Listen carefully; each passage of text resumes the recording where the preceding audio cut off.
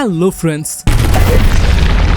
ഇന്ന് നമ്മൾ കാണാൻ പോകുന്നത് തോർ ലവ് ആൻഡ് തണ്ടറിന്റെ പാർട്ട് 2 ആണ്. പാർട്ട് 1 കണ്ട എന്താണെന്ന് വെച്ചാൽ, ദൈവമേ, ഞങ്ങളുടെ മഹാനായ ദൈവമേ, റാപ്പു, അങ്ങയ്ക്ക് മുന്നിൽ ഈ ഉള്ളവൻ വണങ്ങുന്നു. ഞാൻ അങ്ങയുടെ അടുത്ത് എത്തിയത് കൊണ്ടാണോ ഇന്നിവിടെ ഈ ആഘോഷങ്ങൾ നടക്കുന്നത്? എന്താ ഇവൻ പറയുന്നത്? അവൻ ദൈവങ്ങളെ കൊല്ലാനുണ്ടാക്കിയ നെക്രോസ് സ്വോർഡ് എന്ന വാളും കൊണ്ട് എന്നെ കൊല്ലാൻ വേണ്ടി വന്നതാണ്. എന്നെ, റാപ്പു എന്ന മഹാനായ ദൈവത്തിനെ, ആ കിടക്കുന്ന വാൾ ശപിക്കപ്പെട്ടതാണ്. ദൈവങ്ങളെയെല്ലാം കൊല്ലുമെന്ന് വീമ്പടിച്ചവൻ അവിടെ മരിച്ചു കിടക്കുന്നു. എന്റെ പാവമോള്, അവൾ എന്റെ കൈ കിടന്ന് ഒന്ന് എഴുന്നേക്കാൻ പോലും പറ്റാതെ, ഒരു തുള്ളി വെള്ളം പോലും കിട്ടാതെ മരിച്ചുപോയി. ദൈവങ്ങളുടെ ജീവിതത്തിൽ നിനക്കൊന്നും യാതൊരു വിലയുമില്ല. നിനക്കൊക്കെ വേണ്ടി കരുതി വെച്ചിരിക്കുന്ന അവസാനത്തെ സമ്മാനം മരണം മാത്രമാണ്. എങ്ങനെയുള്ള ഒരു ദൈവത്തിനെ എനിക്കിനി വേണ്ട. നീ എന്നെ ധിക്കരിക്കാറായോ നായേ? ഒരു ദൈവമായി എന്റെ മുന്നിൽ വന്ന് ചിലയ്ക്കുന്നോ? ഇതെങ്ങനെ സാധിച്ചു? ഒരു സാധാരണക്കാരനായ നിന്നെ ആ വാൾ തിരഞ്ഞെടുത്തിരിക്കുന്നു. നെക്രോസ് സ്വോർഡ് നിന്നെ തിരഞ്ഞെടുത്തിരിക്കുന്നു. ആ വാൾ ശപിക്കപ്പെട്ടതാണ്. എല്ലാ ദൈവങ്ങളും മരിക്കും എന്റെ കൈകൊണ്ട്. താൻ സ്നേഹിക്കുന്നവരും തന്നെ സ്നേഹിക്കുന്നവരൊക്കെ മരിച്ചുകൊണ്ടിരിക്കുകയാണെന്ന് തോറിന് തോന്നി. അതുകൊണ്ട് അവൻ പിന്നെ ആരെയും സ്നേഹിക്കാൻ നിന്നില്ല. ഒരുപാട് സാഹസങ്ങൾ അവർ ചെയ്തു. തന്റെ ബോഡി ശരിയാക്കണമെന്ന് തോറിന് തോന്നി. തോർ അതികഠിനമായി ട്രെയിനിങ് ചെയ്യാൻ തുടങ്ങി. ഹേ തോർ, ഈ യുദ്ധത്തിൽ ജയിക്കാൻ എനിക്ക് നിന്റെ സഹായത്തിന്റെ ആവശ്യമുണ്ട്. ഇയാൾക്ക് ഈ തള്ളു നിർത്തി ഒന്ന് ഫൈറ്റ് ചെയ്യാൻ പാടില്ലേ? ഇതൊന്ന് പെട്ടെന്ന് അവസാനിപ്പിക്കാമായിരുന്നു. യുദ്ധം തുടങ്ങിയത് അവരായിരിക്കും, പക്ഷെ അത് തീർക്കുന്നത് ഞാനാണ്. പക്ഷെ നിങ്ങളെല്ലാവരും വന്ന് മൂങ്ങത്തലയന്മാരെ ഓടിച്ച് ഞങ്ങളെ രക്ഷിച്ചു. പിന്നെ ഞങ്ങളുടെ പവിത്രമായ അമ്പലം അതിപ്പോ ഇല്ല. എന്തായാലും അതിന് പകരമായിട്ട് ഞാൻ നിങ്ങൾക്കൊരു സമ്മാനം തന്നുവിടണമെന്ന് ആഗ്രഹിക്കുക. ആഹാ, അവറ്റുകളുടെ കരച്ചിൽ കേൾക്കാൻ തന്നെ എന്തൊരു രസം, എന്തൊരു സംഗീതാത്മകം. അപ്പൊ സമയം കളയാതെ നമ്മൾക്ക് കഥയിലേക്ക് കിടക്കാം. എന്റെ പേര് അമിത്. നിങ്ങൾ കണ്ടുകൊണ്ടിരിക്കുന്നത് മൂവി എക്സ്പ്ലെയിനർ.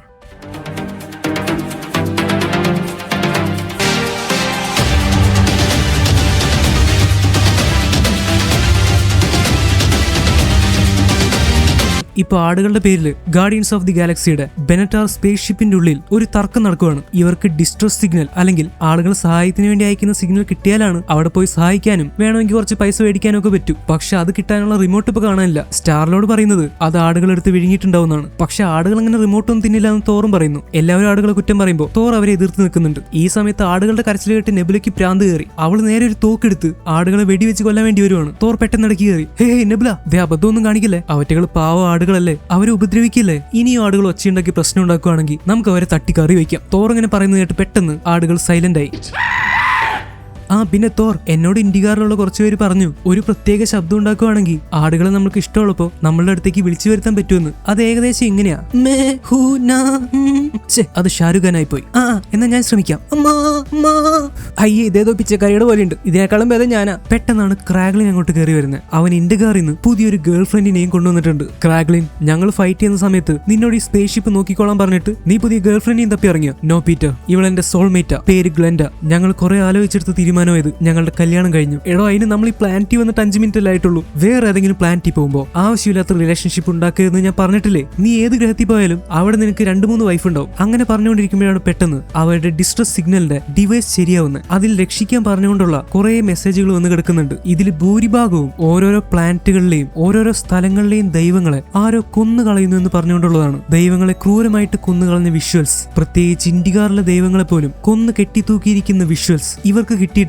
ഒരു ഗോഡ് ബുച്ചർ ഞങ്ങളുടെ ദൈവങ്ങളെല്ലാം കൊന്നുകളയുന്നു എന്നാണ് ഇവർക്ക് കിട്ടിയിരിക്കുന്ന മെസ്സേജുകൾ. ആരാണ് ഈ ദൈവങ്ങളൊക്കെ കൊല്ലുന്നത്? അവരെല്ലാവരും അത്ഭുതപ്പെട്ടു. തോറിന് പേഴ്സണലി അറിയാവുന്ന ഒരു വലിയ ദൈവത്തിനെ പോലും ആരോ ക്രൂരമായി കൊന്നുകളഞ്ഞിരിക്കുന്നു. ഇത് ഭയങ്കര ക്രൂരമായി പോയി. ആരാ ദൈവങ്ങളെയൊക്കെ ഇങ്ങനെ വേട്ടയാടി കൊല്ലുന്നേ? ഇങ്ങനെ വിഷ്വൽസ് കാണുന്നതിന്റെ ഇടയ്ക്കാണ് തോർ പരിചയമുള്ള ഒരു മുഖം കാണുന്നത്. അത് തോറിന്റെ പഴയ കൂട്ടുകാരിയായിട്ടുള്ള അസ്ഗാർഡുകാരിയായിട്ടുള്ള ലേഡി സിഫ് ആയിരുന്നു. അവളാകെ പരിക്കേറ്റ് കിടക്കുകയാണ്. തോർ, ദൈവങ്ങളെല്ലാം ഒരുത്തൻ കൊന്നുകൊണ്ടിരിക്കുകയാണ്. ദ ഗോഡ് ബുച്ചർ, ഞങ്ങൾക്ക് നിന്റെ സഹായത്തിന്റെ ആവശ്യമുണ്ട്. എത്രയും പെട്ടെന്ന് നീ ഇവിടേക്ക് വരണം. ഞങ്ങൾ അപകടത്തിലാണ്. നമ്മളെല്ലാവരും അപകടത്തിലാണ്. ഹേ ഗായ്സ്, സിഫ് എന്റെ കൂട്ടുകാരിയാണ്. എനിക്ക് എത്രയും പെട്ടെന്ന് അവളെ രക്ഷിക്കാൻ വേണ്ടി പോകണം. എത്രയും പെട്ടെന്ന് സ്പേസ് ഷിപ്പ് എടുക്കുക. പക്ഷെ തോർ, നമ്മൾക്ക് ഒരുപാട് മെസ്സേജുകൾ കിട്ടിയിട്ടുണ്ട്. നമ്മളെല്ലാ സ്ഥലത്തേക്ക് ഒരുമിച്ച് പോയാൽ ഒരുപാട് സമയമെടുക്കും. ഇപ്പൊ നമുക്ക് ഗ്രൂപ്പായിട്ട് പിരിയേണ്ടി വരുമെന്ന് തോന്നുന്നു. ഇത് കേട്ട് തോർ വീണ്ടും സാഡായി. ഇപ്പൊ തോറിന് മനസ്സിലായി അവന് കിട്ടിയ പുതിയ കൂട്ടുകാരെ തൽക്കാലത്തേക്ക് പിരിയേണ്ടി വരുമെന്ന്. ഹേ തോർ, നീ എന്താ സാഡായിട്ടിരിക്കുന്നത്? കുഴപ്പമല്ലോ ഉണ്ടോ? പീറ്റർ, ഞാൻ നിന്റെ ആളുകളെ രക്ഷിക്കാനുള്ള ആഗ്രഹത്തിനെ ബഹുമാനിക്കുന്നു. നിങ്ങൾ സൂപ്പറാ. നിങ്ങൾ പരസ്പരം എന്നും ഒറ്റക്കെട്ടായിട്ട് നിൽക്കാറുണ്ട്. എനിക്കതിനൊരിക്കലും സാധിച്ചിട്ടില്ല. എല്ലാവരും എന്നെ വിട്ട് പോവാറാണ് പതിവ്. തോർ, ഞാനൊരു കാര്യം പറയട്ടെ. നീ ഓൾറെഡി ആയിരക്കണക്കിന് വർഷങ്ങൾ ജീവിച്ചിട്ടുണ്ടാവും. പക്ഷെ നീ ഇപ്പോഴും സ്വയം കണ്ടെത്തിയിട്ടില്ല. നീ ശരിക്കും എന്താണ് ചെയ്യേണ്ടതെന്ന് നിനക്ക് ഇപ്പോഴും സ്വയം മനസ്സിലായിട്ടില്ല. ഞാനും പണ്ടിങ്ങനെ ലക്ഷ്യമില്ലാത്ത അവസ്ഥയിൽ നിന്നിട്ടുണ്ട്. എനിക്കും എന്ത് ചെയ്യണമെന്ന് അറിയുന്നുണ്ടായിരുന്നില്ല. പക്ഷെ അത് കഴിഞ്ഞ് ഞാൻ ഗമോറയെ കണ്ടെത്തി. എനിക്ക് ഭയങ്കര ഇഷ്ടമായിരുന്നു അവളെ. പക്ഷെ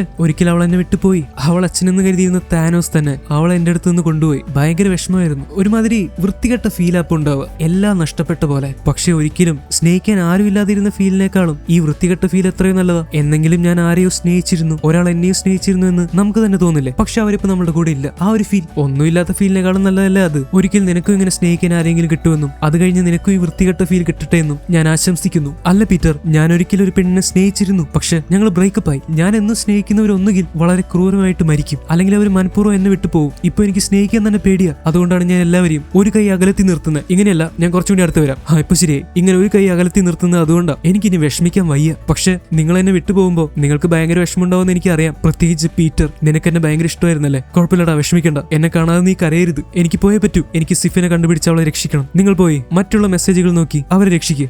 ഞങ്ങൾ പോവാൻ പോവായിരുന്നു, അത് പറയാൻ വേണ്ടി വന്നതാ. കുഴപ്പമില്ല പീറ്റർ, നീ അധികം സംസാരിക്കണ്ട. സംസാരിച്ചാൽ നീ കരയും. നിനക്ക് എന്നെ കാണാതിരിക്കാൻ പറ്റില്ല എന്ന് എനിക്ക് അറിഞ്ഞൂടെ? നമ്മൾ ചങ്സ് അല്ലടാ. പക്ഷെ നിന്റെ വിഷമം കുറയ്ക്കാൻ വേണ്ടി ഞാൻ വേണമെങ്കിൽ ഒരു കാര്യം ചെയ്യാം. ദേ, ഈ കാണുന്ന സ്പേസ്ഷിപ്പ് ഇല്ലേ, ഇത് ഞാൻ നിനക്ക് അങ്ങോട്ട് തരുമോ? ഇനി കുറച്ചു നാളത്തേക്ക് എന്റെ സ്പേസ്ഷിപ്പ് നീ ഉപയോഗിച്ചോ. ഒരു സമ്മാനമായിട്ട് നീ അത് എടുത്തോ. സന്തോഷമായോ? എന്റെ പൊന്നു തോർ, അത് എന്റെ സ്പേസ്ഷിപ്പ് ആയിരുന്നു. താൻ അതിലേക്ക് വന്ന് കയറിയത്. എന്നിട്ട് ഇപ്പൊ എന്റെ സ്പേസ്ഷിപ്പ് എനിക്ക് തന്നെ തരുന്നു. കൊള്ളാലോ അത്. ഞാൻ ഈ സ്പേസ്ഷിപ്പിൽ കയറിയപ്പോ തൊട്ട് ഇവൾ എന്റേതും കൂടിയായി മാറി. നീ ഒന്നും പറയണ്ട, നീ ഇതെടുത്തോ. കുഴപ്പമില്ല.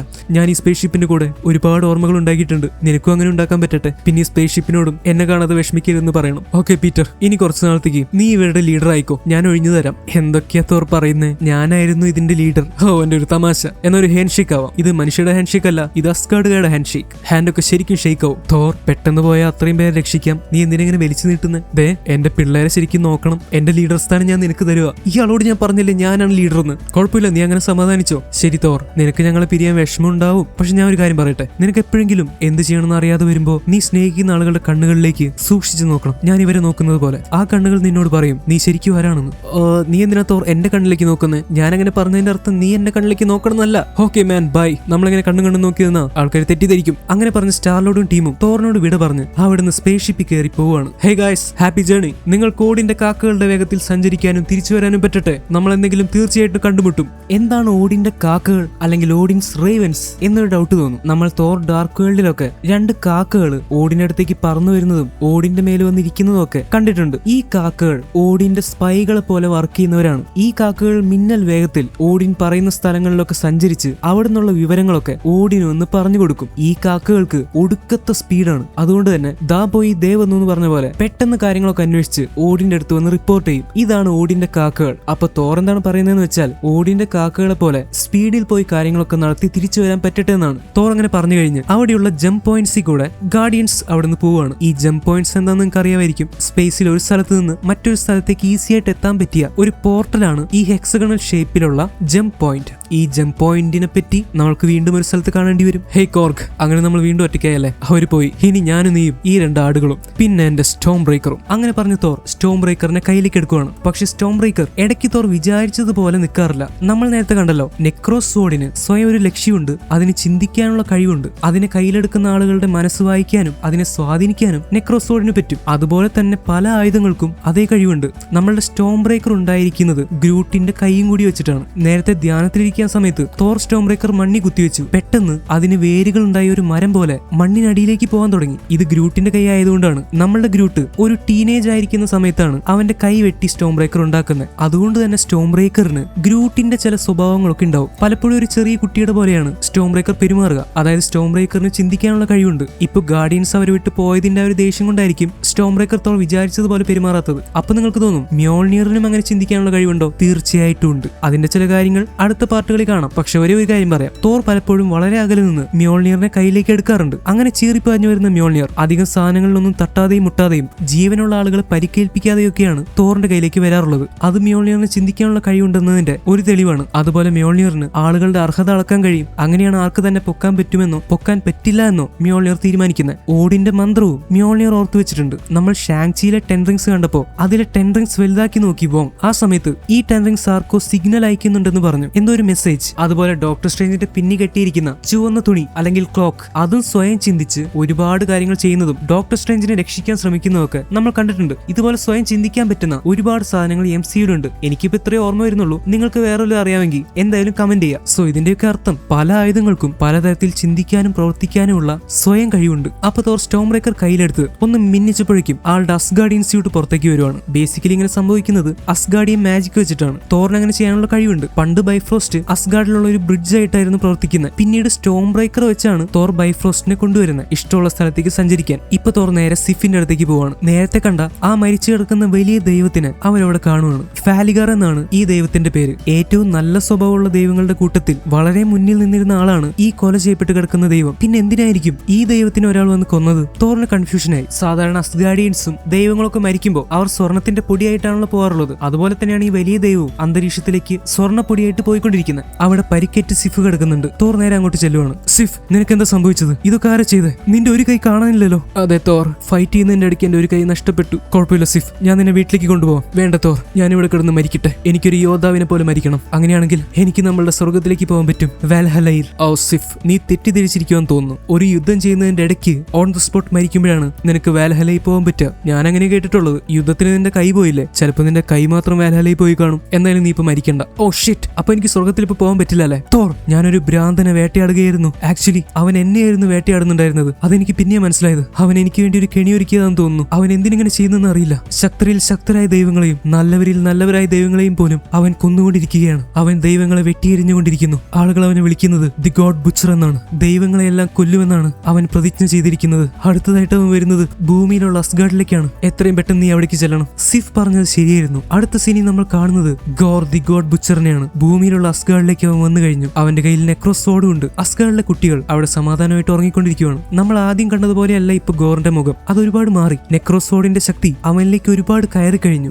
ഗോർ നെക്രോസോഡ് താഴെ കുത്തിയിറക്കിയതും അവിടെ മുഴുവൻ ഒരു തരം നിഴൽ പരക്കാൻ തുടങ്ങി. ആ നിഴലിന്റെ ഉള്ളിൽ നിന്ന് കുറെ മോൺസ്റ്റേഴ്സ് പുറത്തേക്ക് വരാൻ തുടങ്ങി. ഭീകരജീവികൾ. മൂൺനൈറ്റ് കണ്ടപ്പോ അമിത്തിന്റെ മാന്ത്രിക വെടി വെച്ച് ഹാരോ ചില പേപ്പട്ടി മോൺസ്റ്ററുകളെ പുറത്തേക്ക് എടുക്കുന്നത് നമ്മൾ കണ്ടു, മറ്റൊരു ഡയമെൻഷനിൽ നിന്ന്. അതുപോലെ നിഴലിന്റെ ഉള്ളിൽ നിന്ന് ഷാഡോ മോൺസ്റ്റേഴ്സ് എന്ന് പറയുന്ന ഭീകരജീവികളെയാണ് ഗോർ പുറത്തേക്ക് എടുക്കുന്നത്. അവർ അസ്ഗാർഡ് വന്ന് ആക്രമിക്കാൻ തുടങ്ങി. പെട്ടെന്ന് അങ്ങോട്ട് വാൾക്കയറി അവളുടെ കുതിരപ്പുറത്ത് കയറി ഒരു പോർട്ടലിന്റെ ഉള്ളിൽ കൂടെ വരുവാണ്. അവളുടെ കുതിരയ്ക്ക് ഇങ്ങനെ പോർട്ടലൊക്കെ തുറക്കാൻ പറ്റും. ഇഷ്ടമുള്ള സ്ഥലങ്ങളിലേക്ക് പെട്ടെന്ന് സഞ്ചരിക്കാൻ. എൻ ഗെയിമിന്റെ അവസാനം കണ്ടതുപോലെ ഈ ന്യൂ അസ്ഗാർഡിന്റെ ചുമതല ഒരു റാണിയെ പോലെ ഏറ്റെടുക്കാൻ തോർ വാൾക്കയറിയാണ് ഏൽപ്പിച്ചിരിക്കുന്നത്. അങ്ങനെ അവിടെ യുദ്ധം നടന്നുകൊണ്ടിരിക്കുന്നതിന്റെ ഇടയ്ക്കാണ് തോറും ടീമും അങ്ങോട്ട് വന്ന് ഇറങ്ങുന്നത്. സ്റ്റോം ബ്രേക്കർ വെച്ച് ബൈഫ്രോസ്റ്റ് തുറന്ന്. ഇത് കാണുമ്പോൾ ഗോർ ചിരിക്കുന്നുണ്ട്. തോർ വന്ന ഉടനെ അവന്റെ മിന്നൽ വെച്ച് ഷാഡോ മോൺസ്റ്റേഴ്സിനെ തകർക്കാൻ തുടങ്ങി. തോർ വന്നപ്പോൾ എല്ലാവർക്കും ഭയങ്കര ആവേശമായി. സിഫിനെ കൂടെ കൊണ്ടുവന്നിട്ടുണ്ട്. തോർ പെട്ടെന്ന് സിഫിനെ ആശുപത്രിയിലേക്ക് കൊണ്ടുപോകാൻ പറയുവാണ്. ആശുപത്രി എന്ന് പറയുമ്പോൾ നോർമൽ ആശുപത്രിയാണോ എന്ന് അറിയില്ല. ചിലപ്പോൾ അസ്ഗാർഡുകാരുടെ പ്രത്യേക ചികിത്സാ കേന്ദ്രമായിരിക്കും. ഹായ് വാൾക്കയറി, കാര്യങ്ങൾ അങ്ങനെ പോകുന്നു? അസ്ഗാർഡിൽ എല്ലാവർക്കും സുഖമാണോ?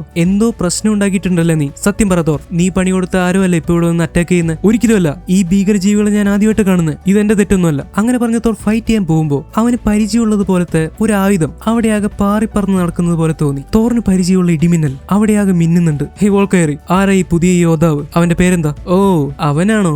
ആക്ച്വലി അവനല്ല, അവളാണ്. അവളെ നിനക്ക് എന്തായാലും ഇഷ്ടപ്പെടും. അവളോ? ആരാണവൾ? പതുക്കെ പതുക്കെ തോറിന് മനസ്സിലായി അവിടെ ചുറ്റും പറന്നുകൊണ്ടിരിക്കുന്നത് ഏതെങ്കിലും ഒരു ആയുധമല്ല. അത് തോറിന്റെ പഴയ മ്യോൾനിയർ ആണ്. ഇപ്പൊ നിങ്ങൾക്കൊരു സംശയം വരും, ഏത് മ്യോൾനിയർ? പണ്ട് ഹെല പൊട്ടിച്ചു കളഞ്ഞ മ്യോൾനിയർ ആണോ, അതോ തോർ ടൈം ട്രാവൽ ചെയ്ത് പോയി എടുത്തുകൊണ്ട് വന്ന മ്യോൾനിയർ ആണോ? ആക്ച്വലി ടൈം ട്രാവൽ ചെയ്ത് എടുത്തുകൊണ്ട് വന്ന മ്യോൾനിയർ ക്യാപ്റ്റൻ അമേരിക്ക ഇൻഫിനിറ്റി സ്റ്റോണുകൾ തിരിച്ചു കൊണ്ടുവയ്ക്കാൻ പോകുന്ന സമയത്ത് കൂടെ കൊണ്ടുപോയി. അപ്പൊ ഇത് തീർച്ചയായിട്ടും ഹെല പൊട്ടിച്ചു കളഞ്ഞ മ്യോൾനിയർ ആണ്. അതങ്ങനെ വീണ്ടും കൂടി ചേർന്നു. ആരാണ് ഇതിപ്പോ ഉപയോഗിക്കുന്നത്? തോർ മ്യോൾനിയറിനെ വിളിക്കുന്നുണ്ട്. മ്യോൾനിയർ, മ്യോൾനിയർ എന്റെ അടുത്തേക്ക് വാ. ഇത് ഞാനാണ്, നിന്റെ തോർ. എന്റെ പ്രിയപ്പെട്ട മ്യോൾനിയർ, നീ എവിടെ? നിന്നെ ഞാൻ തൊട്ടിട്ട് എത്ര നാളായി? പെട്ടെന്നാണ് ഒരു ഷാഡോ മോൺസ്റ്ററിനെ പൊട്ടിച്ചെറിഞ്ഞ് മ്യോൾനിയർ തോറിന്റെ മുന്നിലേക്ക് വരുന്നത്. മ്യോൾനിയർ, എത്ര നാളായിടാ കണ്ടിട്ട്, എന്റെ കയ്യിലേക്ക് വാ. അങ്ങനെ അവസാനം നിന്നെ എനിക്ക് തിരിച്ചു കിട്ടി. പക്ഷെ അങ്ങനെ പറയുമ്പോഴേക്കും അത് തോറിന്റെ കയ്യിലേക്ക് വരാതെ അതാരാണോ ഉപയോഗിച്ചുകൊണ്ടിരിക്കുന്നത് അയാളുടെ കയ്യിലേക്ക് തിരിച്ചു പോവുകയാണ്. പിന്നെയാണ് നമ്മൾ ഞെട്ടിപ്പോകുന്നത്. ഏകദേശം തോറിന്റെ പോലെ തന്നെ ഡ്രസ് ഇട്ടിരിക്കുന്ന ഒരു സ്ത്രീയാണ് മ്യോൾനിയർ ഇപ്പൊ ഉപയോഗിക്കുന്നത്. പക്ഷെ മ്യോൾനിയർ പണ്ട് ഹെല പൊട്ടിച്ചു കളഞ്ഞല്ലേ. പിന്നെ മ്യോൾനിയർ വീണ്ടും അങ്ങനെ കൂടിച്ചേർന്നു. അത് കൂടിച്ചേർന്ന പാടുകൾ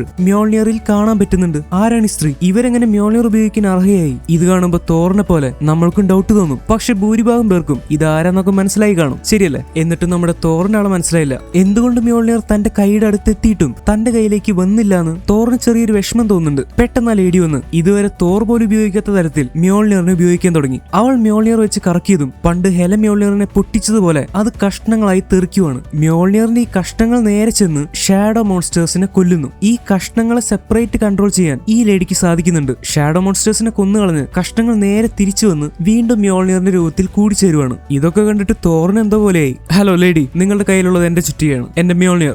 അത് മാത്രമല്ല, നിങ്ങൾ ഇട്ടിരിക്കുന്ന ഈ ഡ്രസ് ഉണ്ടല്ലോ, അത് എന്നെ കോപ്പി അടിച്ചതാ, ഇത് എന്റെ സ്റ്റൈലാ. ഇതൊക്കെ പറഞ്ഞിട്ടും ആ പെണ്ണിന് ഒരു കുലുക്കുമില്ല. അതുകൊണ്ട് തോർ എന്താ ചെയ്യുന്നതെന്ന് വെച്ചാൽ അവന്റെ സ്യൂട്ടിന്റെ ലുക്ക് അങ്ങോട്ട് മാറ്റുവാണ്. അതുവരെ ഉണ്ടായിരുന്ന സ്യൂട്ടിൽ നിന്ന് ഒരു ടോട്ടൽ ചേഞ്ച്. ഒരു ബ്ലാക്ക് കളർ ആയിരുന്നു തോർ ഇട്ടിരുന്ന സ്യൂട്ട്. പക്ഷെ തോർ ജസ്റ്റ് ഒന്ന് ഇടിമിന്നൽ മിന്നിച്ചപ്പോഴേക്കും അത് നീലയും റെഡും കളറുള്ള പുതിയൊരു സ്യൂട്ടായിട്ട് മാറി. കൈകളിൽ യുദ്ധത്തിനൊക്കെ ഉപയോഗിക്കാൻ പറ്റുന്ന പോലെയുള്ള പുതിയ പടച്ചട്ട വന്നു. തലയിൽ പുതിയൊരു ഹെൽമെറ്റ് വരുവാണ്. സത്യം പറഞ്ഞ കോമിക്സിലെ തോറിന്റെ ഏകദേശം സ്യൂട്ട് ഇതുപോലൊക്കെ തന്നെയാണ്. ഇപ്പൊ എല്ലാവർക്കും ഒരു ഡൗട്ട് വരും, ഇതെങ്ങനെയാണ് സംഭവിക്കുന്നത്, എങ്ങനെയാണ് തോർ സ്യൂട്ട് ചേഞ്ച് ചെയ്യുന്നത്? നിങ്ങൾ ഒന്ന് ശ്രദ്ധിച്ചാലോചിച്ചാൽ ഏതൊക്കെ സിനിമകളിൽ തോറിനെ കാണിച്ചിട്ടുണ്ടോ അപ്പോഴൊക്കെ അവന്റെ സ്യൂട്ടിന് വലിയ രീതിയിൽ തന്നെ മാറ്റം വരാറുണ്ട്. സത്യം പറയുകയാണെങ്കിൽ ഇത് അസ്ഗാർഡിയൻ മാജിക് ആണ്. അത് വെച്ചിട്ടാണ് തോറിന് ഇങ്ങനെ സ്യൂട്ട് ചേഞ്ച് ചെയ്യാൻ പറ്റുന്നത്. തോർ വിചാരിക്കുമ്പോഴാണ് അവന്റെ സ്യൂട്ട് ചേഞ്ച് ആവുന്നതെങ്കിലും എപ്പോഴൊക്കെ അവൻ സ്യൂട്ട് ചേഞ്ച് ആക്കുമ്പോഴും അവന്റെ കയ്യിൽ മ്യോൾനിയറോ സ്റ്റോം ബ്രേക്കറോ ഉണ്ടാവാറുണ്ട്. ഒരു മിന്നലിന്റെ ഒപ്പമാണ് ഈ സ്യൂട്ട് പ്രത്യക്ഷപ്പെടാറുള്ളത്. തോർ 1-ൽ അവൻ ഏകദേശം മരിക്കാറായി കിടക്കുന്ന ഒരു സമയമുണ്ട്. ഭൂമി വെച്ച് തോർ അർഹനല്ലായിരുന്നു. അത് കഴിഞ്ഞ് തോർ അർഹനായി. അപ്പൊ ചുറ്റിക പാഞ്ഞു വന്ന് അവന്റെ കയ്യിലേക്ക് ഇരിക്കുന്നുണ്ട്.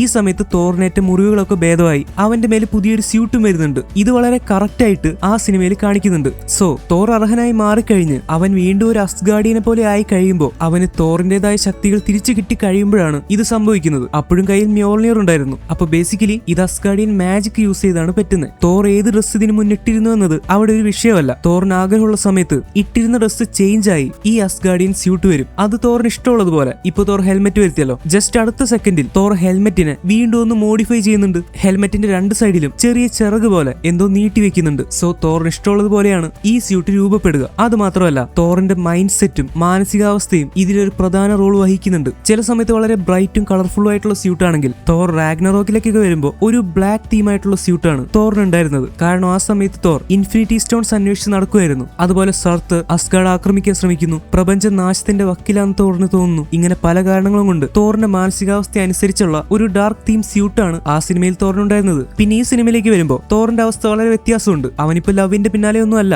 ആ കാര്യത്തിൽ വിഷമമുണ്ടെങ്കിൽ പോലും അവനിപ്പോ സ്വയം ഒരു യോദ്ധാവ് മാത്രമായിട്ടാണ് കരുതുന്നത്. സോ അതിന് പറ്റിയ സ്യൂട്ടും കളർഫുൾ ആയിട്ടുള്ള തീമും ഒക്കെയാണ് തോർ ചൂസ് ചെയ്യുന്നത്. പിന്നെ മുന്നിൽ നിൽക്കുന്ന പെണ്ണിനേക്കാളും അടിപൊളിയായിട്ടുള്ള ഒരു സ്യൂട്ട് വേണമെന്ന് തോറിനും തോന്നി. ഈ ഡൗട്ട് കുറെ നാളായിട്ട് കമന്റിലെ ആളുകൾ ചോദിച്ചുകൊണ്ടേയിരിക്കുന്നതാണ്. ഇപ്പോഴാണ് കറക്റ്റ് ഒരു ഉത്തരം പറയാൻ പറ്റിയത്. തോർ വീണ്ടും ആ പെണ്ണിന്റെ അടുത്തേക്ക് ചെല്ലുവാണ്. ഹേ ലേഡി, ഇനി ഒളിച്ചുകളി മതിയാക്ക്. നിന്റെ മുഖംമൂടി ഒരു നീ ആരാന്ന് കാണിക്കുക. അല്ലാതെ വെറുതെ എന്റെ ചുറ്റിയെടുത്ത് ഉപയോഗിച്ചുകൊണ്ടിരിക്കാൻ പറ്റില്ല. പെട്ടെന്ന് ആ ലേഡി മുഖംമൂടി മാറ്റുവാണ്. നമ്മൾക്ക് നേരത്തെ മനസ്സിലായി, പക്ഷെ തോറിന് ഇപ്പോഴാണ് മനസ്സിലാവുന്നത് അത് തോറിന്റെ എക്സ് ലവർ ജെയിൻ ഫോസ്റ്റർ ആണ്, പഴയ കാമുകി. ജെയിൻ, ഇതൊക്കെ എങ്ങനെ? പെട്ടെന്ന് നമ്മൾ ഒരു ഫ്ലാഷ് ബാക്കിലേക്കാണ് പോകുന്നത്. ജെയിൻ എങ്ങനെയാണ് തോറായത്? അവൾക്ക് എങ്ങനെ തോറിന്റെ ഡ്രസ്സും തോറിന്റെ പവർ ഉപയോഗിക്കാൻ പറ്റി? എങ്ങനെ മ്യോൾനിയർ പൊക്കാൻ പറ്റി?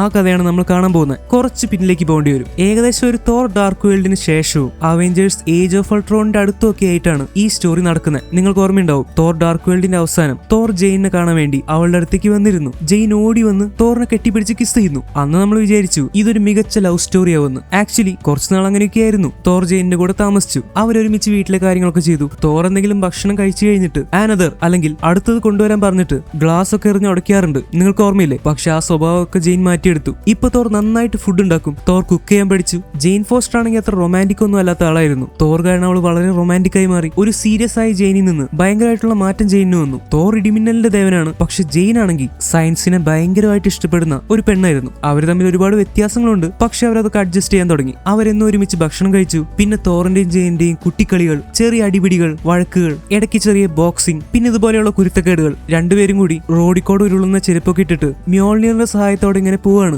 ജെയിൻ ഫോസ്റ്റർ മുറിവേക്കാതിരിക്കാൻ തലയിൽ ഹെൽമെറ്റ് വെച്ചേക്കുന്നത് ഓക്കെ. പക്ഷെ നമ്മുടെ തോർ എന്തിനാ ഹെൽമെറ്റ് വെച്ചേക്കുന്നത്? താഴെ വീണു വെച്ച് ആ റോഡിന് എന്തെങ്കിലും പറ്റുന്നല്ലാതെ തോറിനൊന്നും പറ്റാൻ പോകുന്നില്ലല്ലോ. എനിവേ ജെയിന് സന്തോഷമായിക്കോട്ടെ എന്ന് വിചാരിച്ചിട്ടാവും. അങ്ങനെ അവരുടെ ഈ കളികൾ തുടർന്നുകൊണ്ടേയിരുന്നു. ഇടയ്ക്ക് തോറിന്റെ ചില കുട്ടികളി കാണുമ്പോൾ ജെയിനിന് ദേഷ്യം വരാറുണ്ട്. പിന്നെ മിക്ക ദിവസവും അവർ രാത്രി സിനിമ കാണാറുണ്ട്. ഒരു ദിവസം ആകാശഗംഗ കണ്ടുകൊണ്ടിരിക്കുമ്പോൾ ജെയിനും തോറും കൂടി അങ്ങോട്ട് പേടിച്ചുപോയി. ചിലപ്പോൾ ഇത് സിനിമയാന്നൊക്കെ തോറിനെ ആക്സെപ്റ്റ് ചെയ്യാൻ പറ്റുന്നുണ്ടാവില്ല. അവൻ മ്യോൾനിയർ എടുത്ത് ടിവിയുടെ മുന്നിലേക്ക് പിടിക്കുന്നുണ്ട്. പാവം പേടിച്ചിട്ടാവും. അവരൊരുമിച്ച് ഹാലോവിൻ പാർട്ടികൾക്ക് പോകാറുണ്ട്. ഇതുവരെ തോർ ചെയ്യാത്ത പോലെയുള്ള കാര്യങ്ങളാണ് തോർ ചെയ്യുന്നത്. ഒരു ഹോട്ട് ഡോഗിന്റെ ഡ്രസ്സൊക്കെ തോർ എടുത്തിട്ടേക്കുവാണ്. ലവിന് വേണ്ടി എന്ത് വേണമെങ്കിലും ചെയ്യുന്നുള്ള അവസ്ഥയായി. ലവിന് കണ്ണും മൂക്കുമില്ല, ബുദ്ധിയില്ല എന്ന് പറയുന്നതൊക്കെ ശരിയായിരിക്കും. ഒരു യോദ്ധാവായിട്ടുള്ള തോറും ഒരു സയന്റിസ്റ്റ് ആയിട്ടുള്ള ജെയിനും പരസ്പരം ഒരുപാട് അടുക്കാൻ തുടങ്ങി. അവര് ഭയങ്കര സന്തോഷത്തിൽ അവരുടെ കുട്ടികളികളുമായിട്ട് മുന്നോട്ട് പോയിക്കൊണ്ടിരുന്നു. ഒരു ദിവസം ജെയിൻ ഇങ്ങനെ ഉറങ്ങിക്കിടക്കുക. തോർ അവളെ നോക്കി. എന്ത് സുന്ദരിയാണ് ജെയിൻ. സുന്ദരി മാത്രമല്ല ഭയങ്കര സ്മാർട്ടുമാണ്. എനിക്ക് ജെയിനെ ഭയങ്കര ഇഷ്ടമാണ്. തോർ നേരെ അടുത്തിരിക്കുന്ന മ്യോൾനിയറിന്റെ നേരെ നോക്കി ഒരു കാര്യം പറയുവാണ്. മ്യോൾനിയർ, നീ എനിക്കൊരു വാക്ക് തരണം. ഞാൻ ഇല്ലെങ്കിൽ പോലും നീ എപ്പോഴും ജെയിനെ സംരക്ഷിക്കണം. അവൾക്ക് ഒരു ആപത്തും ഉണ്ടാവാതെ നോക്കണം. ജെയിനെ മാത്രമല്ല, എനിക്ക് നിന്നെയും ഭയങ്കര ഇഷ്ടമാണ്. നിനക്കതറിയാലോ. നീ എന്നും എന്റെ ബെസ്റ്റ് ഫ്രണ്ട് ആയിരിക്കും മ്യോൾനിയർ. തോർ അന്ന് രാത്രി ഇങ്ങനെയൊക്കെ പറഞ്ഞ്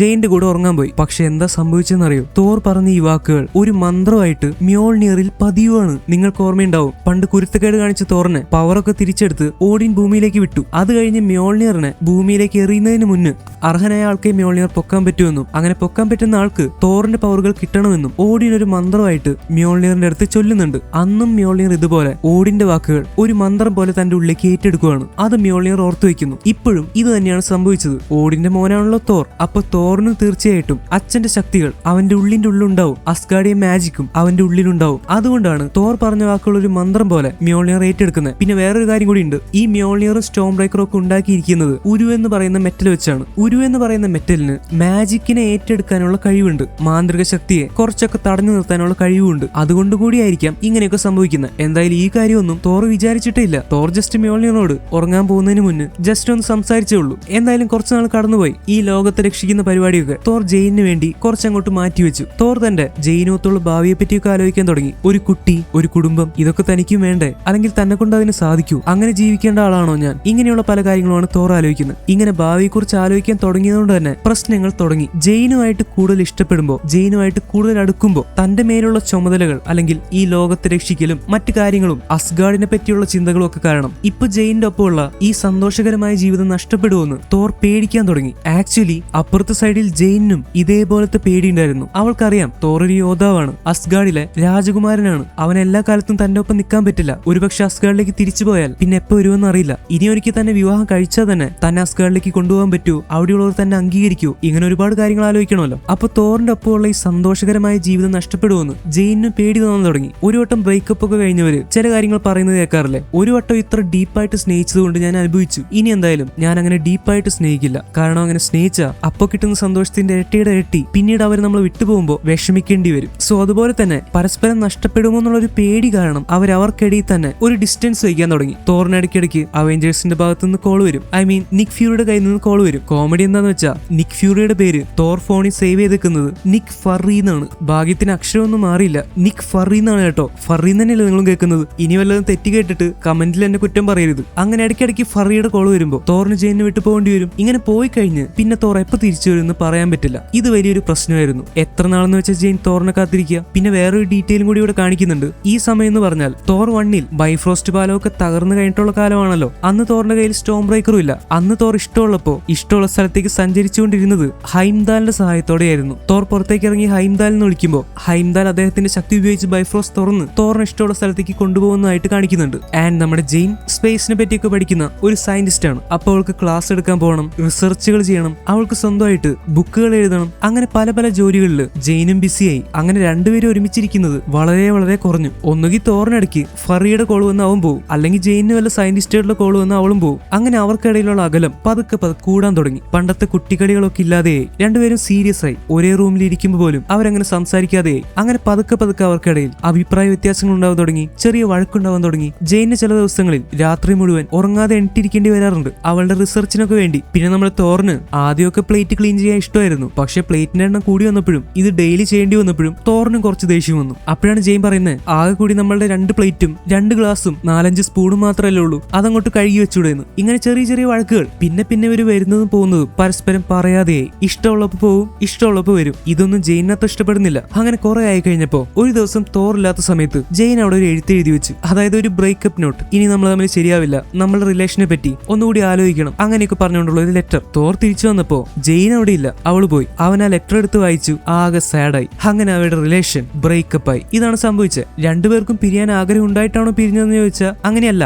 അവരുടെ തിരക്കുകൾ കാരണവും പരസ്പരം കൂടുതൽ അടുത്താൽ എന്തെങ്കിലും നഷ്ടപ്പെടുമ്പോൾ ഭയങ്കരമായിട്ട് വിഷമിക്കേണ്ടി വരും എന്നുള്ള തോന്നലും കാരണമാണ് അവർ ബ്രേക്കപ്പ് ആയത്. പക്ഷെ ഇത് കഴിഞ്ഞ് ഒരുപാട് കാര്യങ്ങൾ സംഭവിച്ചു. സത്യം പറഞ്ഞ തോർ ഡാർക്ക് വേൾഡിന് ശേഷം നമ്മൾ പിന്നെ ജെയിനെ കണ്ടിട്ടില്ല. പിന്നെ ഇപ്പോഴാണ് കാണുന്നത്. അതിന്റെ ഇടയ്ക്ക് നമ്മൾ ഒട്ടും പ്രതീക്ഷിക്കാത്ത ഒരുപാട് കാര്യങ്ങൾ സംഭവിച്ചു. ഇതുവരെ പറഞ്ഞ കാര്യങ്ങൾ തോറിനും അറിയാം, അല്ലെങ്കിൽ തോർ മനസ്സിലാക്കി കാണും ഏകദേശം ഇങ്ങനെയാണ് ജെയിൻ ഈ പവർ കിട്ടിയതെന്ന്. പക്ഷെ ഇനി പറയാൻ പോകുന്ന കാര്യങ്ങൾ തോറിന് അറിയില്ല. ജെയിൻ ഫോസ്റ്ററിന് ക്യാൻസർ രോഗമായിരുന്നു. അതെ, നമ്മൾ വാണ്ടാവിഷനിൽ മാരിയ റാംബോ ക്യാൻസർ വന്ന് മരിച്ചത് കണ്ടു. സ്റ്റാർ ലോർഡിന്റെ അമ്മ ക്യാൻസർ വന്നാണ് മരിച്ചത്. അങ്ങനെ എത്രയോ പേർ ക്യാൻസർ വന്ന് മരിക്കുന്നു. മാർവൽ സിനിമാറ്റിക് സിനിമാറ്റിക് യൂണിവേഴ്സിൽ ഇത്രയും അധികം ടെക്നോളജികൾ കണ്ടുപിടിച്ചിട്ടും ക്യാൻസറിന് ഒരു നല്ല മരുന്ന് ഇതുവരെ അവിടെയും കണ്ടുപിടിച്ചിട്ടില്ല. അപ്പൊ ജെയിൻ ക്യാൻസറിന് ചികിത്സയും കീമോതെറാപ്പിയും ഒക്കെ ആയിട്ട് ഇങ്ങനെ പോയിക്കൊണ്ടിരിക്കുകയാണ്. ചില തിയറികളുണ്ട്, അതായത് തോർ ഡാർക്ക് വേൾഡിൽ ജെയിന്റെ ശരീരത്തിലേക്ക് റിയാലിറ്റി സ്റ്റോൺ അല്ലെങ്കിൽ ഈതർ കയറിപ്പോയി, പിന്നെ അസ്ഗാർഡിലേക്ക് പോയി അവിടെ ചികിത്സ ചെയ്യാൻ നോക്കി. അത് കഴിഞ്ഞ് ഡാർക്ക് എൽസ് ഈതർ ജെയിന്റെ ശരീരത്തിൽ നിന്ന് പുറത്തേക്ക് എടുത്തു. ഒരുപക്ഷെ ഇങ്ങനെ കുറെ മാറ്റങ്ങൾക്ക് വിധേയമായതുകൊണ്ട് തന്നെ അത് കാരണമായിരിക്കാം ജെയിന് ക്യാൻസർ വന്നത്. ഇങ്ങനെ പറയപ്പെടുന്നുണ്ട്, അതിൽ പ്രത്യേകിച്ച് ഉറപ്പൊന്നുമില്ല. നമ്മൾ നേരത്തെ കണ്ട പോലെ ജെയിൻ ബുക്കൊക്കെ എഴുതി പബ്ലിഷ് ചെയ്തു. ദ ഫോസ്റ്റർ തിയറി എന്നാണ് ജെയിൻ ഫോസ്റ്റർ എഴുതിയ ബുക്കിന്റെ പേര്. തോറിന്റെ കയ്യിൽ നിന്ന് കിട്ടിയ വിവരങ്ങളും അസ്ഗാർഡിൽ പോയപ്പോൾ കിട്ടിയ വിവരങ്ങളും പിന്നെ ജെയിന്റെ സ്വന്തം അറിവൊക്കെ വെച്ചിട്ടാണ് ഈ ബുക്ക് എഴുതിയിരിക്കുന്നത്. ഈ ബുക്കിലെ പ്രധാന വിഷയം തന്നെ വേം ഹോൾസ് ആണ്. അതായത് പ്രപഞ്ചത്തിൽ ഒരു പോയിന്റിൽ നിന്ന് വേറൊരു പോയിന്റിലേക്ക് പെട്ടെന്ന് ട്രാവൽ ചെയ്യാൻ പറ്റുന്ന എന്തെങ്കിലും പോർട്ടലുകൾ അല്ലെങ്കിൽ വഴികൾ. ഇതിനെയാണ് ബേസിക്കലി വേം ഹോൾസ് എന്ന് പറയുന്നത്. ജെയിന്റെ തൊട്ടടുത്തിരിക്കുന്ന ആള് ഈ ബുക്ക് വായിച്ചുകൊണ്ടിരിക്കുക, പക്ഷെ അയാൾക്ക് അറിയില്ല ഇത് എഴുതിയ ജെയിൻ ഫോസ്റ്റർ ആണ് തൊട്ടടുത്തിരിക്കുന്നതെന്ന്. ഹേയ്, ഈ ബുക്ക് എങ്ങനെയുണ്ട്?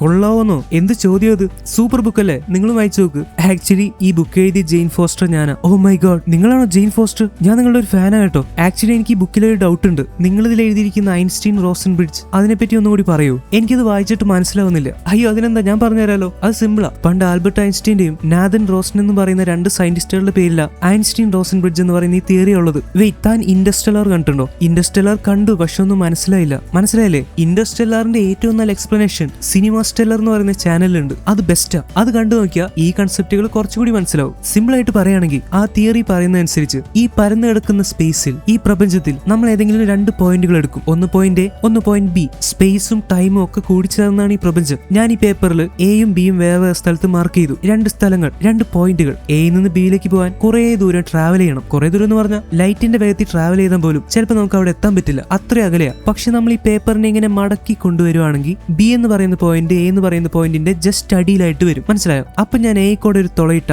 ആ തുള ബി കോടെയും വരും. അപ്പൊ ഈ തുളയുടെ ഉള്ളിൽ കൂടെ നമുക്ക് എയിൽ നിന്ന് ബിയിലേക്ക് സിമ്പിൾ ആയിട്ട് ട്രാവൽ ചെയ്യാം. മനസ്സിലായോ? അല്ല മാഡം, അത് മനസ്സിലായി. പക്ഷെ നിങ്ങൾ നിങ്ങളുടെ ബുക്ക് കീറിയിട്ട് അത് ചെയ്ത്, അത് കുഴപ്പമില്ല. ഞാനിപ്പോ പറഞ്ഞതാണ് വേം ഹോൾ. എന്തായാലും ഇത് മനസ്സിലായല്ലോ. പിന്നെ ഇന്റർസ്റ്റെല്ലാർ കാണാൻ മറക്കണ്ട കേട്ടോ, അല്ലെങ്കിൽ ലൈഫിലെ വലിയൊരു നഷ്ടവും. ജെയിൻ പറഞ്ഞത് നിങ്ങൾക്ക് മനസ്സിലായിട്ടുണ്ടാവും, എന്നാലും ഞാൻ ഒന്നും കൂടി ഡീറ്റെയിൽ ആയിട്ട് പറയാം. നമ്മളെല്ലാവരും ബ്ലാക്ക് ഹോൾ എന്ന് കേട്ടിട്ടുണ്ട്. ബ്ലാക്ക് ഹോൾ ഉള്ളിലേക്ക് എല്ലാത്തിനെയും വലിച്ചെടുക്കും. പ്രകാശത്തിന് പോലും ബ്ലാക്ക് ഹോളിന്റെ ഗ്രാവിറ്റിയിൽ നിന്ന് രക്ഷപ്പെടാൻ പറ്റില്ല. ഇനി എന്താണ് വൈറ്റ് ഹോൾ? ബ്ലാക്ക് ഹോളിന്റെ നേരെ ഓപ്പോസിറ്റ് ആണ് വൈറ്റ് ഹോൾ. വൈറ്റ് ഹോൾ എല്ലാത്തെയും പുറത്തേക്ക് തള്ളുകയാണ് ചെയ്യുക. ഒന്നിനെയും ഉള്ളിലേക്ക് കടക്കാൻ വൈറ്റ് ഹോൾ സമ്മതിക്കില്ല. സോ ജെയിൻ പറഞ്ഞ പോയിന്റ് എയും പോയിന്റ് ബിയും ഒന്ന് ബ്ലാക്ക് ഹോളും ഒന്ന് വൈറ്റ് ഹോളും ആയിട്ട് കണക്കാക്കുക. ബ്ലാക്ക് ഹോളിന്റെ ഉള്ളിൽ കൂടെ എന്തെങ്കിലും കയറിപ്പോവും, വൈറ്റ് ഹോളിന്റെ ഉള്ളിൽ കൂടെ അത് പുറത്തേക്ക് ചാടുകയും ചെയ്യും. ഇത് മനസ്സിലായല്ലോ? ഇനി എന്താണ് വേം ഹോൾ? ബ്ലാക്ക് ഹോളിന്റെ അകത്തൂടെ ഒരു സാധനം കടന്നുപോയി വൈറ്റ് ഹോളിന്റെ ഉള്ളിൽ കൂടെ അത് പുറത്തേക്ക് ചാടണമല്ലോ. അപ്പൊ ബ്ലാക്ക് ഹോളിനെയും വൈറ്റ് ഹോളിനെയും തമ്മിൽ ബന്ധിപ്പിക്കുന്ന ഒരു തുരങ്കം അല്ലെങ്കിൽ പാലം ആവശ്യമാണ്, ഒരു വഴി. ഇതിനെയാണ് വേം ഹോൾ എന്ന് പറയുന്നത്. ഇതാണ് സിനിമയിൽ പറയുന്ന ബേസിക് കോൺസെപ്റ്റ്. അപ്പൊ ഇങ്ങനെ നടക്കുകയാണെങ്കിൽ ഒരു പോയിന്റിൽ നിന്ന് വേറൊരു പോയിന്റിലേക്ക് എത്താൻ സെക്കൻഡുകൾ മാത്രം മതി. തിയറി പ്രകാരം ഇത് പോസിബിൾ ആയേക്കാമെങ്കിലും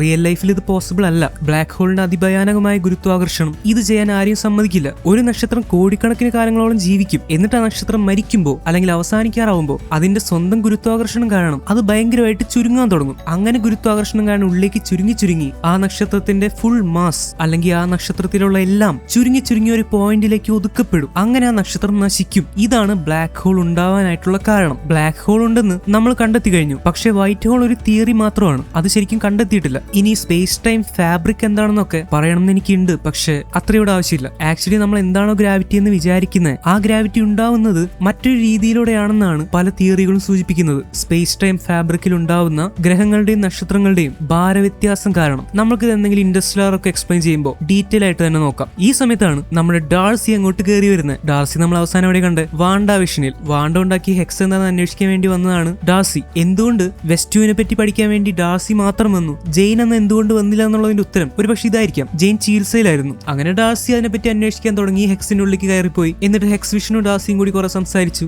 ഡാർസി അവസാനം വില്ലനായിട്ടുള്ള ടൈലർ ഹേവാർഡിനെ പോലീസിന് പിടിച്ചു കൊടുക്കാൻ സഹായിച്ച് ആരോടും പറയാതെ എങ്ങോട്ട് പോയി. അത് കഴിഞ്ഞിട്ടാണ് ഡാർസി ഇവിടെ വന്നിരിക്കുന്നത്. എന്തായാലും വെസ്റ്റ്യൂവിനെ പറ്റിയുള്ള കാര്യങ്ങളൊക്കെ ഡാർസി ജെയിനോട് പറയുന്നുണ്ടാവും. സോ ജെയിൻ, ഇപ്പൊ നിനക്ക് എങ്ങനെയുണ്ട്? കുഴപ്പമില്ല ഡാർസി, ചെറിയൊരു ക്യാൻസർ അല്ലേ, അത് അതിന്റെ വഴിക്ക് പൊക്കോളും. നീ എന്നോടല്ലാതെ വേറെ ആരെങ്കിലും പറഞ്ഞോ ക്യാൻസറിന്റെ കാര്യം? നോ ഡാർസി, ഞാൻ അധികാരോടും പറയുന്നില്ല. അവരിത് അറിഞ്ഞു കഴിഞ്ഞാൽ എന്നോട് പിന്നെ നോർമലായിട്ടല്ല പെരുമാറുക. അവർക്ക് എപ്പോഴും എന്നോട് സഹതാപമായിരിക്കും. എനിക്കത് കാണണ്ട. എനിവേ എന്റെ ക്യാൻസർ അത്ര സീരിയസ് ഒന്നും അല്ലല്ലോ. ജെയിൻ, നിനക്ക് സ്റ്റേജ് 4 ക്യാൻസറാ, ഓർമ്മയുണ്ടോ അത്? പിന്നെ ഒരു സ്റ്റേജ് 4 അല്ലേ ആയിട്ടുള്ളൂ. കുഴപ്പമില്ല എന്റെ പൊന്നുമോളെ, സ്റ്റേജ് 4 ആണ് അവസാനത്തെ ലെവല്. രക്ഷപ്പെടാത്ര ഈസി അല്ല. ജെയിൻ, ഞാൻ പറയുന്ന കേക്ക്. നിന്നോട് ഞാൻ പലവട്ടം പറഞ്ഞു കഴിഞ്ഞു. നീ ആദ്യം ഒന്ന് റെസ്റ്റ് എടുക്ക്. നീ എപ്പോഴും ഇങ്ങനെ ലാബിലേക്ക് പോയിക്കൊണ്ടിരുന്ന നിന്റെ ബോഡിക്ക് ഇത് ശരിയാവില്ല. ഇപ്പൊ നീ നീ വർക്ക് ചെയ്യേണ്ട സമയമല്ല. നീ ഇപ്പൊ കുറച്ച് ദിവസം ലാബിൽ പോയി പരീക്ഷണം ചെയ്തില്ല എന്ന് വെച്ച് ലോകം നശിക്കാനൊന്നും പോകുന്നില്ലല്ലോ. പക്ഷെ ഡാർസി ക്യാൻസർ വന്നെന്ന് പറഞ്ഞ് എനിക്ക് ഇങ്ങനെ ചടഞ്ഞുകൂടിയിരിക്കാൻ വയ്യ. ശരി, അത് വേണ്ട. എന്നാൽ ഞാൻ ഒരു കാര്യം ചോദിക്കട്ടെ, നിന്നോട് ഈ പ്രപഞ്ചം പറയാൻ ശ്രമിക്കുന്ന കാര്യം നീ മനസ്സിലാക്ക്. എടി, വേറെ ആർക്കും ഇല്ലാത്തൊരു കണക്ഷൻ നിനക്കുണ്ട്. ഇടിമിന്നലിന്റെ ദേവൻ, അവനെ നീ ഒന്ന് വിളിക്ക്. നീ നോക്കിക്കോ, അവന്റെ ജെയിനിന് വേണ്ടി അവൻ പറന്നു വരും. ഇവിടെ ഇല്ലാത്ത ചികിത്സ ചിലപ്പോ അസ്ഗാർഡിലുണ്ടാവും. അതൊന്ന് ട്രൈ ചെയ്തൂടെ?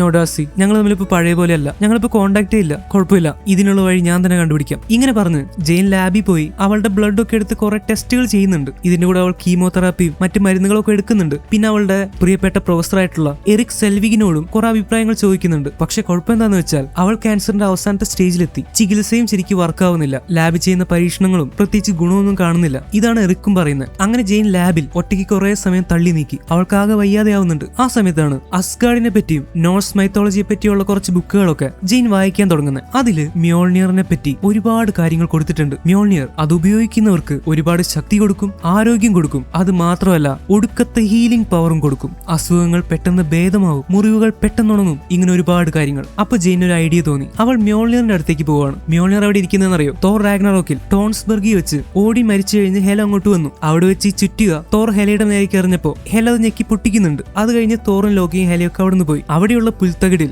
ഈ മ്യോൾനിയറിന്റെ കഷ്ണങ്ങൾ ഇങ്ങനെ വീണ് കിടക്കുന്നു. ഇത് ആർക്കെങ്കിലും അവിടെ നിന്ന് എടുത്ത് മാറ്റാൻ പറ്റുമോ? ഇല്ല, അതെടുക്കാനായിട്ട് അർഹനായിരിക്കണം. പിന്നീട് ഈ സ്ഥലമാണ് ന്യൂ അസ്ഗാർഡ് ആയിട്ട് മാറുന്നത്. ഇപ്പൊ അതൊരു ടൂറിസ്റ്റ് പ്ലേസ് കൂടി ആയിട്ട് മാറി. പുറത്തുള്ളവർക്ക് അസ്ഗാർഡിലെ ആളുകളെയും അസ്ഗാർഡുകാരുടെ മറ്റു കാര്യങ്ങളും അവരുടെ ആയുധങ്ങൾ, കപ്പലുകൾ, നാടകങ്ങൾ, അസ്ഗാർഡിയൻ ഫുഡ്, അങ്ങനെ ഒരുപാട് കാര്യങ്ങൾ പരിചയപ്പെടാൻ ഇതൊരു പുതിയ അവസരമാണ്. ന്യൂ അസ്ഗാർഡിന്റെ പുതിയ റാണിയാണല്ലോ വാൾക്കേറി. വാൾക്കേറിയാണ് അവിടുത്തെ കാര്യങ്ങളൊക്കെ നോക്കി നടത്തിക്കൊണ്ടിരുന്നത്. മ്യോൾനിയറും അവിടെ പ്രദർശനത്തിന് വെച്ചിട്ടുണ്ട്. അത് വീണ് കിടന്ന പുൽത്തകിടിയുടെ ചുറ്റുമാണ് ഇതുണ്ടാക്കിയിരിക്കുന്നത്. അല്ലാതെ മ്യോൾനിയർ എടുത്ത് മാറ്റിയിട്ടില്ല. അത് കിടന്ന സ്ഥലത്ത് തന്നെയാണ് ഇപ്പോഴും കിടക്കുന്നത്. അതിന്റെ ചുറ്റും ഇങ്ങനെ കെട്ടിപ്പൊക്കിയെന്ന് മാത്രം. പിന്നെ അത് മാത്രമല്ല, വാൾക്കേറി അവിടെ കുറെ മാറ്റങ്ങൾ വരുത്തി. പുതിയ ബിസിനസ്സുകൾ തുടങ്ങി. ലോകത്തിലെ പല നേതാക്കന്മാരുമായിട്ട് പല പാർട്ട്ണർഷിപ്പും ബന്ധങ്ങളും സ്ഥാപിച്ചു. ഇൻഫിനിറ്റി കോൺസ് എന്ന് പറയുന്ന ഒരു ഐസ്ക്രീം ഷോപ്പ് വരെയുണ്ട് അവിടെ. എന്തായാലും ഇൻഫിനിറ്റി സ്റ്റോൺസ് ഇട്ട് താനോസിന്റെ ഗാൻലെറ്റ് കൈ ഒരു ഐസ്ക്രീം പിടിച്ച് നിൽക്കുന്ന പോലെയാണ് അവിടെ വെച്ചേക്കുന്നത്. ലോകത്തിലെ പകുതിയോളം പേരെ മാറ്റി കളഞ്ഞ് കുറെ അസ്ഗാർഡിയൻസിനെയും ആളുകളെയും കൊന്നു കളഞ്ഞ താനോസിന്റെ കൈ തന്നെ വെച്ച് ഇങ്ങനെ ഒരു ബിസിനസ് തുടങ്ങണമായിരുന്നു. എനിവേ, പണ്ടത്തെ കാര്യങ്ങളൊക്കെ അവർ മറന്നിട്ടുണ്ടാവും. കുറെ ടൂറിസ്റ്റുകൾ ഇങ്ങോട്ട് വന്നിട്ടുണ്ട്. അവിടെ അസ്ഗാർഡിയൻ നാടകമൊക്കെ നടക്കുന്നുണ്ട്.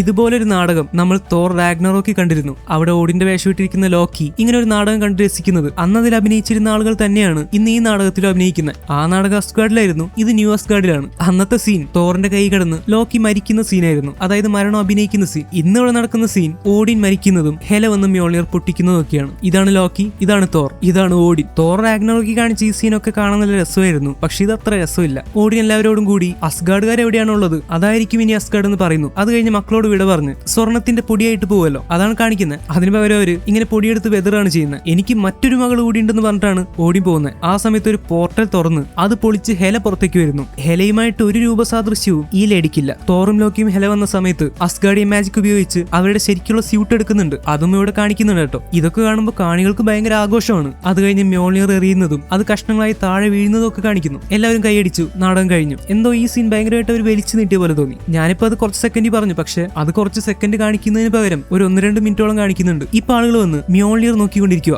ഞാൻ പറഞ്ഞതുപോലെ അത് വീണ് കിടന്ന പുൽത്തടി തന്നെയാണ് ഇപ്പോഴും അത് കിടക്കുന്നത്. ആളുകൾ അത് കണ്ടുപോയി. പക്ഷെ ഒരാൾ മാത്രം അവിടെ തന്നെ നിൽക്കുന്നു. അത് ജെയിൻ ഫോസ്റ്റർ ആണ്. ജെയിന് സത്യം പറഞ്ഞ ഇപ്പൊ ഒട്ടും വയ്യാതെയായി. അവൾ ആ മ്യോൾനിയറിന്റെ ചുറ്റും ഇങ്ങനെ നടക്കാൻ തുടങ്ങി. പെട്ടെന്നാണ് അത് സംഭവിക്കുന്നത്. അവിടുത്തെ ആകാശമൊക്കെ മഴ വരുന്നത് പോലെ ഇരുണ്ടുകൂടാൻ തുടങ്ങി. കാർമേഘം കൊണ്ട് അവിടെ മൊത്തം മൂടപ്പെട്ടു. ചെറിയ ഇടിമിന്നലുകൾ ഉണ്ടാവാൻ തുടങ്ങി. ജെയിനും എന്തൊക്കെയോ ഫീലായി. മ്യോൾനിയർ അവളെയും അവൾ മ്യോൾനിയറിനെയും അടുത്തേക്ക് വിളിക്കുന്നത് പോലെ. പെട്ടെന്ന് മ്യോൾനിയറിന്റെ കഷ്ണങ്ങൾ ഒരു ചെറിയ ഇലക്ട്രിക് സ്പാർക്കോടെ ഉയർന്ന് പൊങ്ങാൻ തുടങ്ങി. ജെയിനും അത് ഫീൽ ആവുന്നുണ്ട്. ഇത് കഴിഞ്ഞ് എന്ത് സംഭവിച്ചു എന്ന് കാണിക്കുന്നില്ല. പക്ഷെ നമുക്ക് ഊഹിക്കാം. മ്യോൾനിയർ വീണ്ടും സ്വയം കൂടിച്ചേർന്നു. അത് ജെയിന്റെ കയ്യിലേക്ക് വരുന്നു. തോർ അന്നൊരു ദിവസം രാത്രി മ്യോൾനിയറിന്റെ അടുത്ത് താൻ ഇല്ലെങ്കിൽ പോലും ജെയിനെന്നും കാത്തു സംരക്ഷിക്കണമെന്ന് പറഞ്ഞിരുന്നല്ലോ. അതൊരു മന്ത്രം പോലെ അതിൽ പതിഞ്ഞിരുന്നു. അതാണ് ഇപ്പൊ വർക്കാവുന്നത്. ജെയിന്റെ ആരോഗ്യ അപകടത്തിലാണെന്ന് മനസ്സിലാക്കുന്ന മ്യോൾനിയർ അന്ന് തോർ പറഞ്ഞു വെച്ചതുപോലെ അത് ഓർത്ത് സ്വയം ജെയിന്റെ കയ്യിലേക്ക് പോവുകയാണ്. മ്യോൾനിയർ കയ്യിൽ കിട്ടുന്നതോടെ ഓഡിന്റെ പണ്ടത്തെ എൻചാൻമെന്റ് അല്ലെങ്കിൽ മന്ത്രം പോലെ തോറിന്റെ ശക്തികൾ ജെയിനും കിട്ടുവാണ്. അങ്ങനെയാണ് ജെയിൻ ലേഡി തോറായിട്ട് മാറുന്നത്. മ്യോൾനിയർ കൈ കിട്ടിയതോടെ ക്യാൻസറിന്റെ പ്രശ്നം തൽക്കാലത്തേക്ക് ഇല്ലാതെയായി. ആ ബുക്കിൽ എഴുതി വെച്ച പോലെ അല്ലെങ്കിൽ നമ്മൾക്ക് അറിയുന്നത് പോലെ നല്ല സ്ട്രെങ്ത്തും സ്റ്റാമിനയും ഹീലിംഗ് പവറും ഒക്കെ മ്യോൾനിയർ കയ്യിലെടുത്താൽ കിട്ടും. ഇതാണ് ശരിക്കും സംഭവിച്ചത്. പക്ഷെ അതിന് ചില പ്രശ്നങ്ങളൊക്കെ ഉണ്ട് കേട്ടോ. അത് നമുക്ക് വഴിയെ മനസ്സിലാവും. ഇപ്പൊ നമ്മൾ വീണ്ടും പ്രസന്റിലേക്ക് വരുവാണ്. ഈ ഫ്ലാഷ് ബാക്ക് ഒക്കെ നമ്മൾ കണ്ടെങ്കിലും ഇതൊക്കെ ജെയിൻ ഈ ഫൈറ്റിന്റെ ഇടയ്ക്ക് അവിടെ നിന്ന് തോറിനോട് വിശദീകരിച്ച് പറയാനൊന്നും പോകുന്നില്ലല്ലോ. തോറിന് ഭൂരിഭാഗം കാര്യങ്ങളും മനസ്സിലായിട്ടില്ല. ജെയിൻ ഇതൊക്കെ എങ്ങനെ? എനിക്കൊന്നും മനസ്സിലാവുന്നില്ല. ഈ ഹെൽമെറ്റ് നശിക്കാനായിട്ട് ശ്വാസം കിട്ടുന്നില്ല. എന്നാലും എങ്ങനെ ജെയിൻ? തോർ ഇതിനെപ്പറ്റി ഞാൻ നിന്നോട് വിശദമായിട്ട് പറയാം. ഇപ്പൊ ഒരു ഫൈറ്റ് നടക്കുമല്ലേ, നമുക്ക് അതിൽ ശ്രദ്ധിക്കാം. ഓക്കെ നമുക്ക് ഫൈറ്റ് കഴിഞ്ഞിട്ട് കാണാം. എന്തായാലും വീണ്ടും കണ്ടതിൽ ഭയങ്കര സന്തോഷം. ഇതൊക്കെ ശരിക്കും നടക്കുന്നത് തന്നെയാണോ എന്ന് ആലോചിച്ച് തോർ നിൽക്കുമ്പോഴാണ് അവൻ എന്തോ ഫീൽ ആവുന്നത്. അവന്റെ അടുത്തേക്ക് ആരോ നടന്നു വരുന്നത് പോലെ. തോർ തിരിഞ്ഞു നോക്കുമ്പോൾ കാണുന്നത് ദൈവങ്ങളെ കൊല്ലാൻ വേണ്ടി പിറവിയെടുത്ത ഗോർ ദി ഗോഡ് ബുച്ചറിനെയാണ്. ഗോർ തോറിന്റെ അടുത്തേക്ക് നടന്നെടുക്കാൻ തുടങ്ങി. തോർ ഗോറിന്റെ അടുത്തേക്കും. ഇനി എന്താണ് സംഭവിക്കുക? അടുത്ത പാർട്ട് എന്തായാലും മാസ് ആയിരിക്കും. അപ്പോൾ അടുത്ത വീഡിയോ കാണുന്നവരെ once again it's me Amit signing out.